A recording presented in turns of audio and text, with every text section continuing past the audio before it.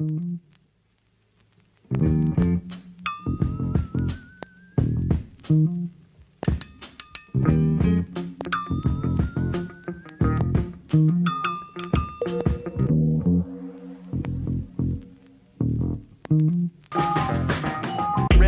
Capitals, Wizards, and the Nationals. Repping for my teams because I stay loyal to the capital. The 2020 NFL Draft is officially in the books, and it greatly exceeded my expectations. So props to NFL Network, to ABC, and ESPN for putting on a really fun and entertaining program. It was pretty cool seeing Roger Goodell in his basement announcing all these picks, so that was sort of random in and of itself. But it was also really cool to see the draftees at home with their families and with their friends and loved ones and celebrating the moment, celebrating being drafted with those that care about them the most, that were with them for this journey. And of course, there are also other things like, CeeDee Lamb taking his phone back from his girl at a pretty opportune time. So I thought that was pretty entertaining as well. Welcome to another episode of District Divided. I am your host, Amit Singh. I've been using Twitter a hell of a lot more with the handle @District Divided. So please follow the podcast @District Divided on Twitter. We got the IG handle District Divided, so please follow over there. And of course on Facebook, we have the District Divided page. Please give it a like, and the group District Divided. So District Divided everywhere. Please follow, like, subscribe, whatever you want to do. It's really fun interacting with you guys. So whether that be the Twitter page or the Facebook group, always fun to do that. And then just interact with fans in general. So it's a great way for you to get a part of conversations and meet new fans. It's always fun to unite the district, even though this is called District Divided. Now, it's a pretty special week. I'm going to have not one, but 2 episodes for you guys. That is right. We are going to have 2 for the price of none, because this costs free $99. Today's guest is Benjamin Robinson. That is right. He is on the podcast for back-to-back weeks. He is the creator of grindingthemocks.com, and you can follow him on Twitter @Benj, BENJ_Robinson. We had a very fun chat where we talked mostly Redskins, but we also talked at the national level about the NFL and the draft itself, because as you know, he put together over 2,500 mock drafts on grindingthemocks.com to figure out expected draft position for players. So we talk about who the Redskins reached on, who they actually got great value on, all aside from the Chase Young pick, of course. And then we talk a bit about other teams and how they did. So a bit more of a national flavor to that one. And then on Thursday, I'm going to be releasing an episode and interview with Kadeen Wiggins, who you all know as the Redskins diehard and know-it-all. And so that's going to be talking about the Redskins exclusively, the NFC East exclusively. And we're going to get into my thoughts about the draft as well during that interview and after that interview. So in the meanwhile, interview number 1, Mr. Benjamin Robinson. Why don't we just go ahead and get right on into it? So kick back, relax, and enjoy the show. Joining me now in back-to-back weeks is none other than the Mr. Benjamin Robinson, mock draft guru. Again, creator of grindingthemocks.com, and he had quite the eventful draft. Mr. Benjamin Robinson, how are you doing today? It's great to be back. The draft was really long. I'm ashamed of how long I sat in front of my television, but I do it for all you guys. So I'm glad to talk about the draft and to share my thoughts about how our local team did and just talk it up. It's always good to talk with you, Amit.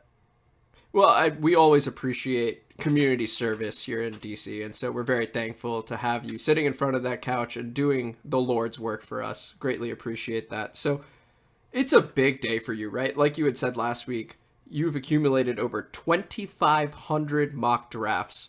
So it is basically your Super Bowl. How did you enjoy yourself? Did you like the way the draft coverage was done? It was certainly different this year, right?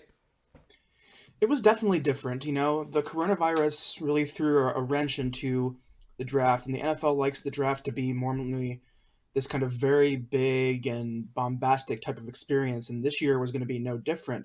This year the draft was supposed to be in Las Vegas, and instead of it being held in Las Vegas, it was held in the basement of Roger Goodell's house in outside New York City. So a very different vibe. Obviously, the country is in a very different type of place as well. So it was a little weird at first, and it turns out that the draft went pretty smoothly. So ultimately, people were concerned that the NFL teams were going to have trouble with technology, and it turns out that people are pretty adaptable, and most people figured it out.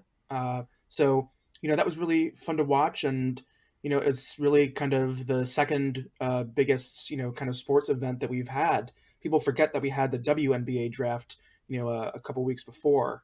But the NFL draft went really smoothly, and it was watched, I think, by the most people in the history of the draft, which just tells you how much people were craving even something sports related. So the teams adapted, the league adapted. I thought it was really fun to see the coaches and general managers with their families. It's just not quite the same, and I think that it was trying to make us feel a little bit normal again, which was really great. But I still don't know when we're going to get football. So but it was fun. It was fun to have this kind of fit into the monotony and kind of fill the void of some sports related stuff that we've all been missing. Yeah, and honestly, I would say for me, I enjoyed the draft probably more than ever because I was craving sports so badly. Normally, like day 2, day 3, I'll check in and out and, I'll be doing something, but I was actually very fascinated by all the different picks and being able to go into all the houses and see the reactions. It was really, really cool. And I would give props to ESPN, NFL Network, ABC for putting on quite the show. I was actually quite impressed with there were very few glitches in my opinion overall. So really enjoyed it. Glad you did too. Switching over to the Washington Redskins, what did you make of the draft? How do you think they did? So, the biggest problem I have, so overall, like, I liked the Redskins draft on a macro level, mostly. From a philosophical standpoint, when we talked last time, I said that if you're going to not trade these picks, which is what they ended up doing, they ended up not trading the picks, and they selected Chase Young, which, I think he's the best non-quarterback in the draft. And so if you're not going to take a quarterback, why not take the best non-quarterback in the draft? So if you are going to stay there and you're not going to pick a non-quarterback, I think he was the best player to pick. Though, I think, like I said, the Redskins' biggest problem with this draft was that they missed the second round pick that they used, last year to move it back into the first round to draft Montez Sweat. And this year made it 4 years in a row. I think it's the first time ever in the common draft era that a team has spent a first round pick 4 years in a row on a defensive lineman. So, there's that where you're kind of quadrupling up on this position. And then at the same time, we said, hey, if you're going to use that first round pick on Chase Young, and it was really great to see him. He was in Upper Marlboro, Maryland, so local guy, PG County. So very happy for him. If they're going to spend that first round pick on Chase Young, they need to spend as much of the rest of the draft as possible providing Dwayne Haskins some support. And so, luckily they were able to swing that Trent Williams trade, which is kind of hanging over them as an organization. And they were able to get a 5th round pick this year and a 3rd round pick next year. So that's positive that they get another draft pick next year because, next year, this is a make or break year for Dwayne Haskins, I think. I think that this year is going to be kind of his proving ground. If he doesn't do well and the Redskins are back at the top of the draft next year, there's probably going to be a lot of pressure to pick another quarterback. So having that 3rd round pick again will be really helpful in the draft next year. So I give them a plus for at least getting some value out of the Trent Williams trade.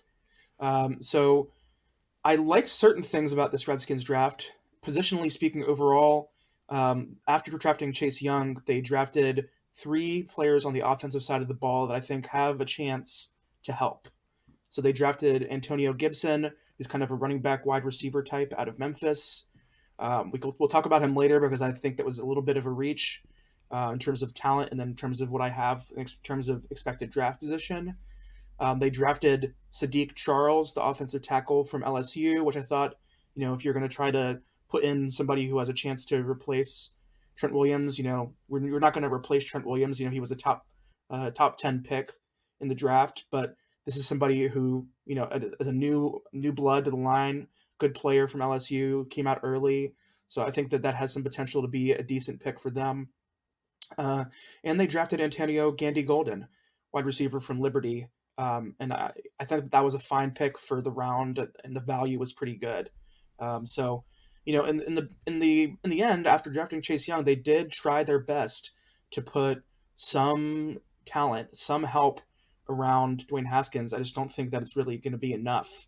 I wouldn't be surprised if they were picking at the top of the draft again next year, just given the state of the roster. These new players are going to be helpful. No doubt that you'd rather have these players than not have them. But I still think that I don't know how much of a game-changing draft this was. So it's going to require some luck. It's going to require some development on behalf of Dwayne Haskins. But I'm not sure if I see this moving the needle on the team's chances to win the division, especially after some of the drafts that the rest of the NFC East had. Fair. And actually, okay, so you brought up the NFC East. Was there a certain team in the NFC East whose draft you did like quite a bit? Yeah, definitely the Dallas Cowboys. They're kind of the toast of the draft. Basically what they did was they had a very limited type of draft capital coming into the draft. Maybe limited in as much as Washington did, and they basically let really good quality players fall to them at every single selection. So in the first round, they had pick 17, and a lot of mock drafts had them drafting LSU edge rusher Kayvon Chaisson, who ended up getting picked at the 20th overall pick for the Jacksonville Jaguars. And instead of him being the pick, what had happened was that with all the different offensive tackles that had come off the board, the quarterbacks, the cornerbacks as well, there had been a kind of little bit of a tail off in terms of when the top wide receivers were going. So Henry Ruggs III from Alabama was the first wide receiver picked by the Raiders at pick 12. Then we had a few picks, and then Jerry Jeudy was picked by the Denver Broncos. And so CeeDee Lamb, who, along with Jerry Jeudy was kind of tied for my first overall wide receiver when it comes to expected draft position, fell to 17, and the Cowboys just jumped on him. And so now you have Michael Gallup, Amari Cooper, and CeeDee Lamb. And then that was just the beginning, because in the second round they drafted Trevon Diggs, who we talked about, local guy, brother of Stephon Diggs. Hate to they see him drafted go him to in Dallas. the second round. Yeah, in Dallas. Yeah, I hate to see that for sure. So, so when you lose that second pick, like the Redskins didn't have this year, the Colts used that pick on Michael Pittman Jr., a wide receiver from USC. I would have loved for Washington to be able to get Michael Pittman Jr. I think he would be awesome. It would be a huge help to Dwayne Haskins. And instead, they used their highest pick on a wide receiver running back who, I don't necessarily know how he's going to fit into this offense. And they didn't draft a true wide receiver until the fourth round, albeit I thought a fine one. But yeah, so the Cowboys got a lot better. Trevon Diggs, who I had as a late first round pick, they got in the mid second round. And then in their third round pick, they drafted Neville Gallimore, defensive tackle from Oklahoma, who I also thought was a second round pick. So in the first 100 picks, they drafted 3 players who were in the first 2 rounds in terms of expected draft position. And then from there, they just kept on drafting guys after guy after guy that really, for the most part, was drafted later than their expectation. So you get a lot of value. And so when you look at total surplus value, which is that difference between expected draft position and actual draft position, the Cowboys had the best draft of anybody. And then even when you look at it on a pick by pick basis, they were the second best draft in terms of total surplus value, that difference between expected and actual. And the Redskins did okay, but they're still, for the most part, at the lower end. And that's because I felt that Antonio Gibson was kind of a bit of a reach. And so we can talk about that as well when we talk about what I thought were the most, value-rich picks they made. And then in the end, what I thought was a bit of a reach. Yeah, and I mean, I'm also a bit pissed off with the Philadelphia Eagles for trading one of their picks to the Dallas Cowboys. Travis Frederick retires, and now they have Tyler Biadasz, who was a guy Kadeen had talked about, and we talked about, you and I did, last week on the episode. And so very disappointed to see him go to the Dallas Cowboys. I would agree they did have a very good draft. Now, you had talked about total surplus value, and we're talking about, with your data, what a great pick was for the Washington Redskins, and maybe what a bad one was. You've mentioned Antonio Gibson was a bit of a reach. What would you say was the best pick the Redskins made, and then what would you say the worst pick was? So if I had to say what the best pick was, if they're going to go with the strategy they're going with, it's Chase Young. I mean, it's pretty obvious. A lot of people believe that he has the opportunity to be a Hall of Famer. So if you're not going to draft a quarterback at that spot, and you're not going to draft, if you're going to draft a non-quarterback, he was the player to draft, right?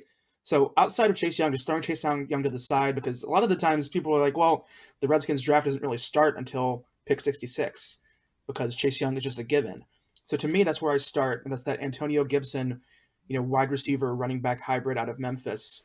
They drafted him in the early third round, and I had him. So that's pick 66, and I had him available in terms of my expected draft position at pick 134.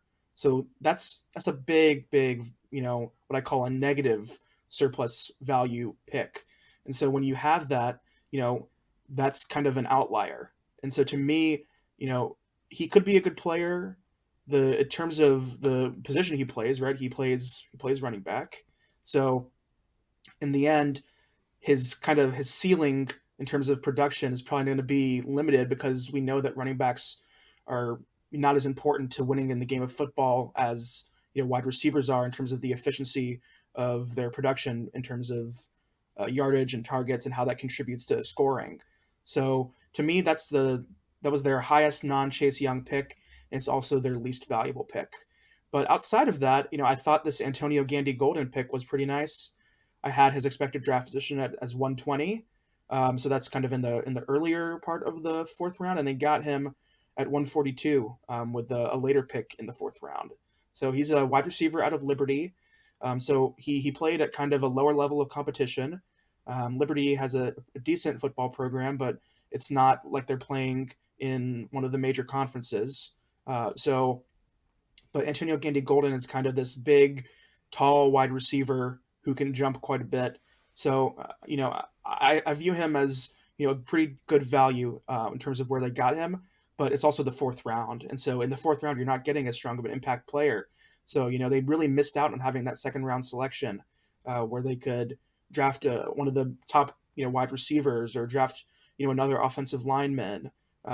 Those positions that we talked about that would be really helpful in ensuring that Dwayne Haskins has the best protection and really high quality weapons, so that we can assess his progression as a quarterback prospect. Because the worst thing that could happen is we go into next year and we really still don't know anything about who Dwayne Haskins is as an NFL player, and you're in a position where you need to make another franchise changing move. Whether you're in the position to draft a player next year like Trevor Lawrence, and in that case the season has gone horribly wrong. And similarly, if you're in a position to draft a guy like Justin Fields, so Clemson quarterback Trevor Lawrence, Ohio State quarterback Justin Fields, who are both viewed as kind of top 5 prospects. If you're in a position to draft either of them, the season has gone horribly wrong. You need to make another decision whether you're going to move on from Dwayne Haskins, or you're going to potentially, make the franchise changing move again to get another top quarterback.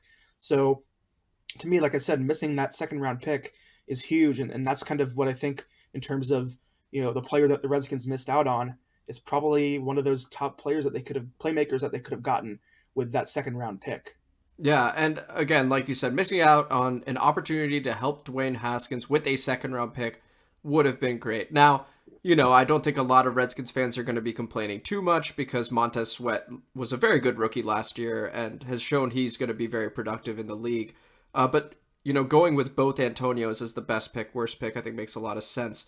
And also, forget from a value perspective, just it's a crowded backfield for the Washington Redskins already. So, you've got J.D. McKissick, you've got Darius Geis, Adrian Peterson, Peyton Barber was signed as well, Bryce Love. So this, Kyle Smith and Ron Rivera came out that they are very, very high on Antonio Gibson. So for them to reach, you said 134 was his expected draft position. At 66, they must love the guy. They must think he's the next Christian McCaffrey or something along those lines.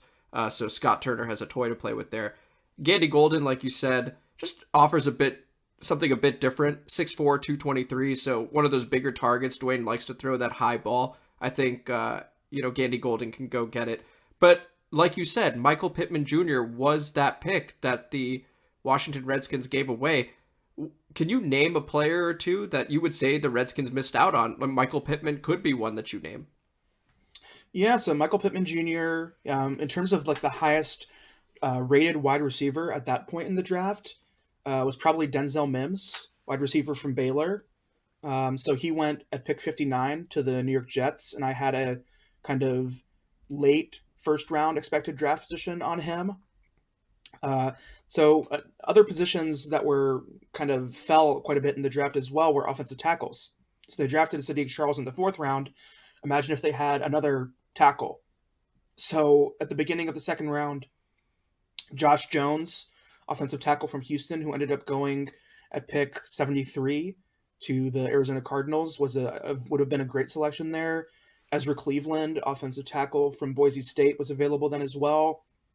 I think any of those three guys get added to this draft, and you already feel much better about Dwayne Haskins because you end up doubling up on both of the kind of important positions when it comes to protecting the quarterback and then helping the quarterback.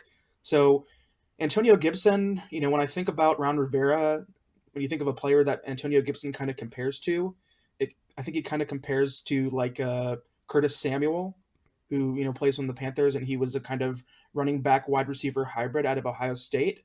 And so if he's looking to kind of get that type of player, Antonio Gibson's that kind of player. But to me the selection was a bit rich for that kind of guy, and for the most part, Curtis Samuel has been underutilized in the past couple of years under Ron Rivera. So are you going to dedicate kind of plays and targets to Gibson to make this selection worthwhile?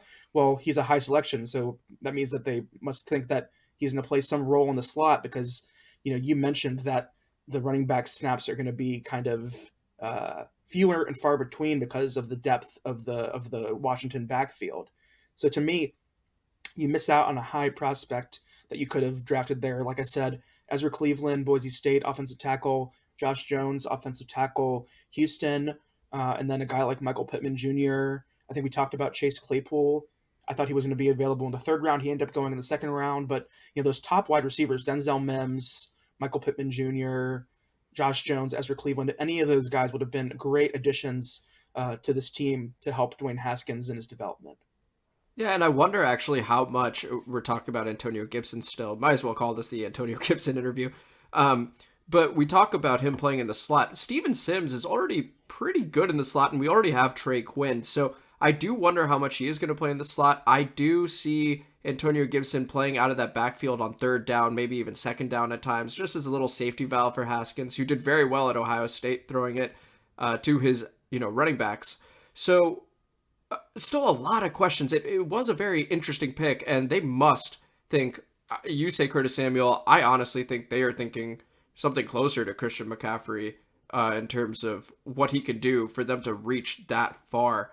Now, Bryce Hall, I think, is a player that the Redskins completely missed out on. I used your site, grindingthemocks.com, and saw that, so corner from UVA, for those that don't know, entering this season, he was projected to be the 11th overall pick. First round, okay? 11th overall pick, maybe the 12th.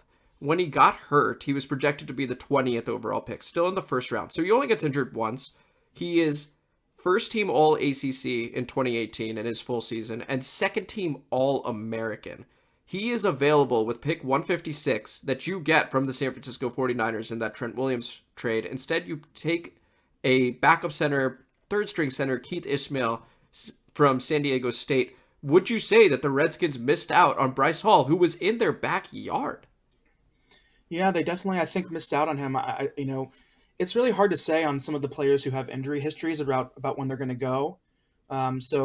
He had a really great production. I think he might have led the country in pass breakups his junior year, and I think there was a chance that he was going to go out into the draft last year, and he came back trying to cement himself as a top cornerback in this class, and it really bit him. He got hurt, and this whole process with coronavirus, it really hurt a lot of players' draft stock because you don't have the ability to go visit teams. And so, he he definitely was able to go to the combine, but you're not able to athletically test probably at that point because of the severity of his injury. And so, yeah, to me, when you look at this draft, the Washington did not go after the secondary all that much. And so, to me, drafting a player like Ismail, who could play center or who could play guard, is a helpful pick. But you can get that kind of player later, and so there's depends on your team philosophy right now. So, are you taking shots on players late in the draft, or are you taking kind of less risk, and you feel like later in the draft you just want to take players who are gonna be role players for you, or do you want to? It really depends on how you think about the draft, because some teams like to have the first round picks, the high picks, be on players they know that they feel good about, and then some teams like to roll the dice on those high risk players. So to me, Bryce Hall would have been an awesome pick. He ended up going to the Jets, I think, a little bit later. But yeah, in terms of the obstacle to getting on the field when you're talking about Antonio Gibson, draft capital has a huge role in whether players get on the field or not. So when you say like Trey Quinn was there, Trey Quinn was Mr. Irrelevant last year, right? So like he's basically worthless. He's fungible. If we really believe Antonio Gibson is as good as he is, drafting him inside of the top 100 players, the odds are is that he's going to be the guy at that spot. And the same thing with Steve Sims. Like, no offense to either of them, but everybody in the NFL is replaceable. I mean, NFL, some people say, stands for not for long. So if they drafted him with that high draft capital that they did, he's pretty much guaranteed to play at some point this year, whether the beginning of the year or later in the year. I'm sure he'll get on the field and get his snaps. But yeah, to me, the lack of investment in the secondary is concerning, given the fact that of what they lost in the offseason in terms of Josh Norman going to Buffalo, and they didn't really address that too much. On the defensive side of the ball, all of their picks, other than Chase Young, came very late, and most of those are going to be kind of maybe special teams players, but not players that are going to necessarily impact. They even drafted another defensive lineman in the 7th round. So that was so weird when they took James Smith. I just didn't understand that move, but whatever. And also Quentin Dunbar is another corner we had lost going to Seattle for a 5th round pick that turns into Khaleke Hudson, who I'm a bit excited about. Now, switching gears, we've talked about the Dallas Cowboys, probably the team in the NFC East that did the best in the draft. Your best overall team in the draft, who drafted best in your eyes? So in terms of the average surplus value, so on a per pick basis, it was the Arizona Cardinals.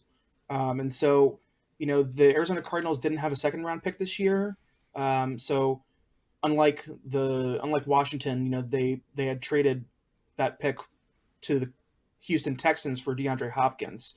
So instead of trading back into the 1st round, they have a legit superstar wide receiver. So they didn't have a 2nd round pick, but they used their 3rd round pick on Josh Jones, who I mentioned earlier, who I believed was a 1st round type of talent. So they got a 1st round talent in the 3rd round, and that's huge. That's probably one of the most positive surplus value picks of the draft. They also drafted Isaiah Simmons in the 1st round, and he had a kind of a top 5 expected draft position for me. So getting him at the 8th overall pick is viewed as a very valuable selection as well. And then the rest of the draft, they just drafted players higher than their expected. I mean, they were drafted later. So all the players they got through the rest of the draft were all players that were viewed as value picks. And so I can pull up my list of some of the players so I can take a look at which guys I liked the most late in the draft for the Cardinals. They didn't have that many picks, but I really liked the Benjamin selection. They got him in the 7th round. I viewed him as like a 4th or 5th round player, running back. And, the Cardinals, in addition to sending that draft pick over to Houston, they also sent David Johnson. And so they used a late round pick on a running back who I think has some nice skills. And 7th round is a great pick to get a running back. And so for the most part, the Cardinals didn't have that many picks. They only had 5 draft picks. So it's a little easier to do well on a per pick basis when you have so few picks. It's the same deal with the Saints, where the Saints traded away a bunch of their draft picks and they ended up with, I thought were 2 or 3 pretty decent players.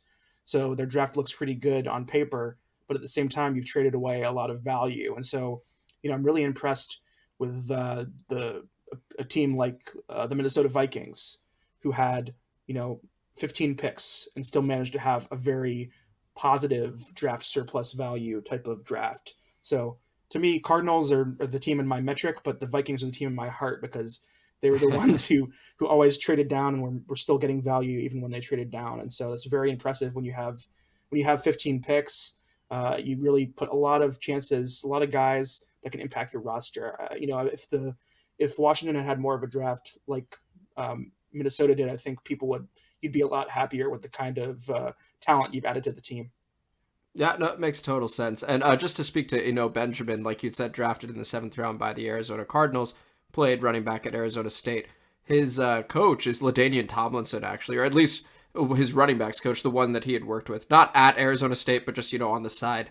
And let me tell you, I was seeing some of his highlights. The kid can play. The kid cuts like LT. So for you fantasy listeners, I'm calling it now. He's going to get some play, and he's going to do very, very well in that offense that is already loaded with DeAndre Hopkins, Larry Fitzgerald, Christian Kirk, Kenyon Drake out of the backfield, Kyler Murray at the helm. Very, very good draft for the Arizona Cardinals. Now, Benjamin, thank you so much for being on the podcast yet again for back-to-back weeks. Before we sign off, are you excited for Joe Burrow? You guys finally landed that quarterback. What'd you think of the draft for the Bengals? I'm not going to lie, I'm very excited as a Bengals fan to have Joe Burrow back in Ohio. It sort of feels a little bit, I felt a little numb to it. I was kind of like a little, I was almost like, are they going to draft somebody else? I felt like it was going to be Joe for so long that I was still a little bit nervous when they made the pick. And so, I was very pleased to have Joe Burrow, and, it's kind of doesn't feel real because this doesn't really happen to the Bengals that much. And the team is kind of viewed as kind of a bunch of mess ups. They made the playoffs 5 years in a row and lost every time. Mel Kiper was on ESPN defending the honor of the Cincinnati Bengals and of the Brown family that owns the Bengals against Stephen A. Smith, who was beside himself at saying, the Bengals are awful and not a good organization. So I'm excited to change some minds and hopefully at some point make it back to the playoffs and win a couple playoff games. And really, this kind of opens up a whole new era for Bengals fans. So very excited about what it might bring. We'll look forward to having him on the field whenever that happens. Beautiful. I mean, and congratulations, man. It's hard to get that quarterback. I hope Joe Burrow is that quarterback. Him being in the AFC as well, not as big a deal to us Redskins fans. So congratulations again.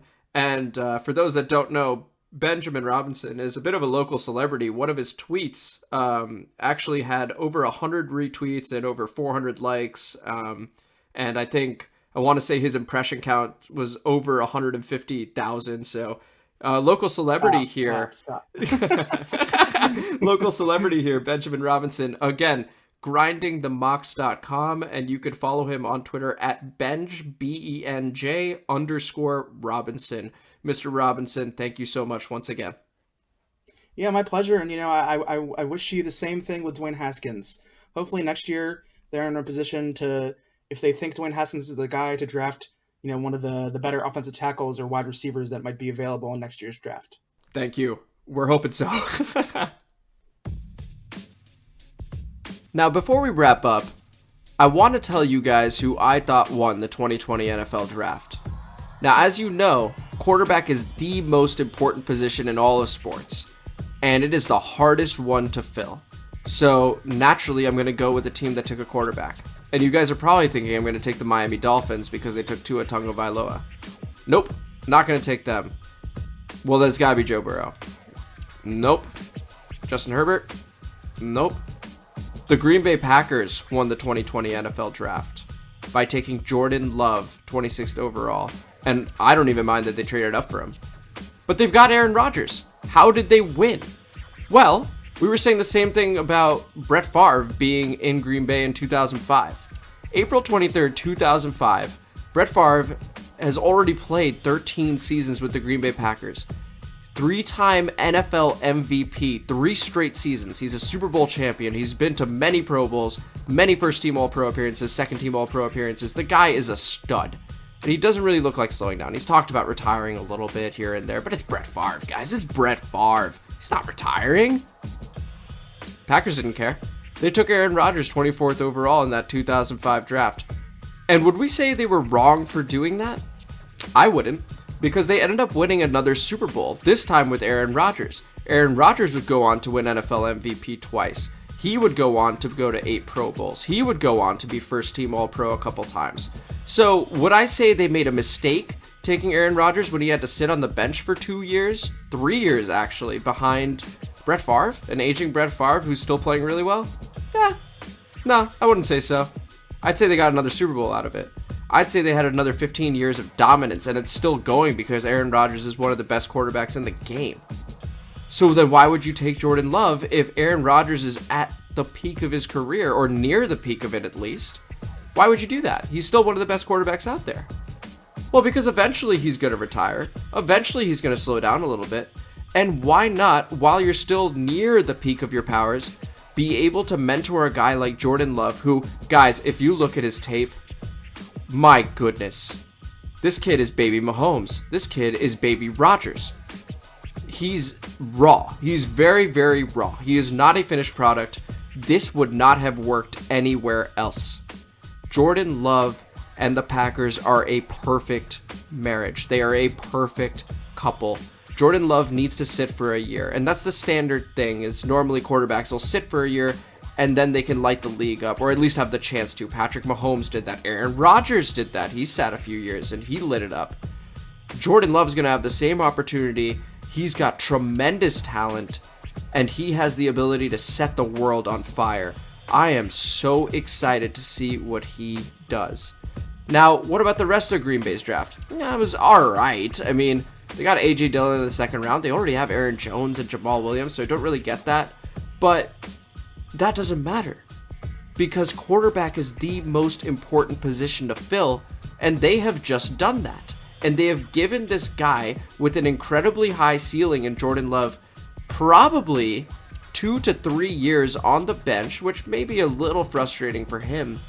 But while Rodgers is performing at the peak of his powers, or while at least at a really, really high level, Jordan Love's going to be soaking in information from Matt LaFleur. He's going to be getting to know his weapons. He's going to get to know the people of Green Bay. He's going to get to know that playbook. He's going to get familiar with his environment, and he is going to thrive the moment he comes in. And again, I already said it once, but he's going to set the world on fire. NFC North better watch out. They were laughing on Thursday. Congratulations, you had your day. Because the Green Bay Packers are going to continue to take over that division.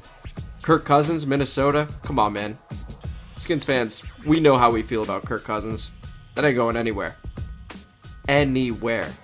Mitch Trubisky? Pfft, we've talked about him too. And Matt Stafford's aging, and the Detroit Lions are the Detroit Lions. So I don't know what they were laughing at, because the Packers decided to go ahead and, secure their future for the next 15 years, as they did that exact same day, April 23rd, 15 years prior, 2005. The Packers know what they're doing, and they have earned the right to be able to make that pick.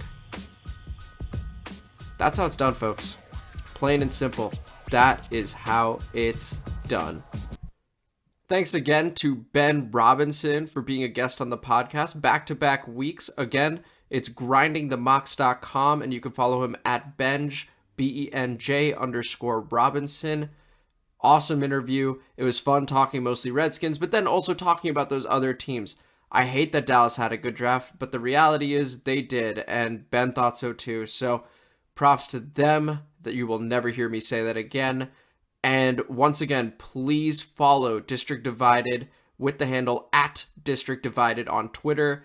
The IG handle is District Divided. We've got the Facebook page and the public group, both called District Divided. That wraps up today's episode. On Thursday, we get real deep into the Redskins. We get real deep into the NFC East. We are talking with Kadeen Wiggins. Get amped for that. You know he's going to bring it. You know I'm going to bring it. And Pauly Polo, you better bring it right now. Take us away. I spent my whole damn life in the city. Anywhere I go, DC's coming with me. I spent my whole damn